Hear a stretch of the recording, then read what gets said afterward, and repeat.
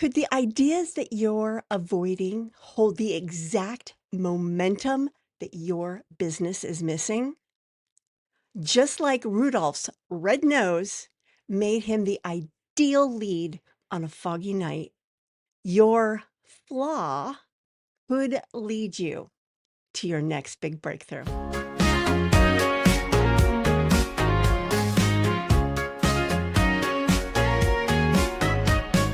Pour a cup of clarity, sip a spark of insight. Coffee with Karma, your morning feels just right. Rudolph's story is a reminder that what can feel off at first glance can actually be your greatest advantage. These three moments that I'll be talking about in this episode of Coffee with Karma are from the Rankin-Bass Christmas special, Rudolph the Red-Nosed Reindeer, and they reveal how to spot the idea that is positioned right under your nose. Hi, I'm Carma Spence, and I help established business and leadership experts write, publish, and market client attracting books that drive business growth and elevate authority. If you're watching this video on YouTube, please like this video, subscribe to my channel, and ring the bell so that the YouTube algorithm will help other people like you by showing them these videos so they can grow their business with books as well. Let's get to moment number one.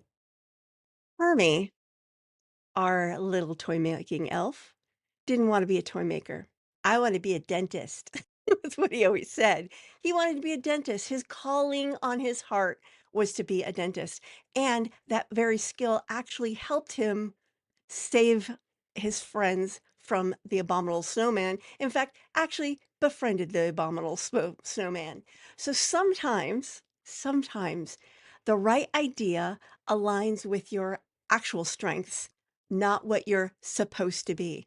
So one way to find these are what are the things you keep being drawn to, whether or not it has anything to do with your business. For example, for a long time, I did a web design business and I was never happy in it because although I like designing my own websites to like explore and push my limits, that isn't the calling upon my heart. The thing that has been a through line since I was at least 3 or 4 years old is writing and creating books and creating stories. And so now that my business is aligned with my actual strengths, I am so much happier in my business. I love my business. Honestly, if I was independently wealthy and didn't need to have a business at all, I'd still do this. So, what are your strengths? Bring those strengths into your business so that you are happy. And when you're happy, your clients are happy too. Just saying. Does your heart want to be a dentist instead of a toy maker? Follow that. Follow that calling. Number two, Rudolph's flaw was actually his differentiator. So, yeah, his red nose made all the other reindeers not let him play in reindeer games. But then one foggy night, Santa came to say, Rudolph, with your nose so bright, won't you guide my sleigh tonight? Then all the reindeer loved him. Sometimes the idea you keep sidelining is the one that positions you uniquely in your market. And okay, I'm not sure if this has actually happened in my life, but I have to admit that my first few books were like they were either passion projects or they were something a mentor said I could write. For example, when I was first working on public speaking superpowers, I ended up talking to a book expert. And she said, well, why are you doing that one first? I think you should write a book about seven-figure women entrepreneurs. Well, she was a person that I looked up to and respected. So I said, okay, I'll go there. The first person I interviewed, number one, it was really hard to get her on the phone. And then the recordings all screwed up. I couldn't get it to record, so she had her side record it, and then all the recordings were lost. So basically, I wasted her time and my time interviewing her and not being able to use any of it. And then I kept trying to find I couldn't write the book on just one interview. I had to interview at least like 5 people. I couldn't get another one. At one point, I just went, "You know what? My heart's not in this, and clearly the universe isn't in it as well." So I gave it up.